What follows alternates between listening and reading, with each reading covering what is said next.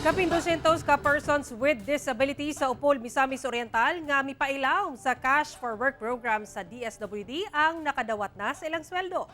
Midawat na sa ilang sweldo ang 251 ka persons with disability sa Upol, Misamis Oriental nga misalmot sa Cash for Work program sa DSWD Region 10.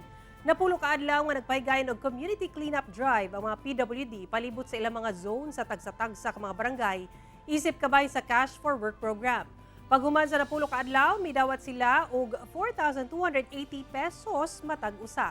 Sigon sa Opol LGU PWD office nga pamaagi kini nila aron mahatagan og tabang pinansyal ang mga PWD sa ilang lugar ug dili lang maghulat sa ayuda. Kita tanan na apan manormal ka man o dili.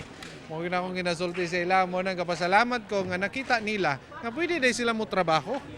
O cash for work man to. So nagtrabaho sila gamay, at least napo din sila assistance. So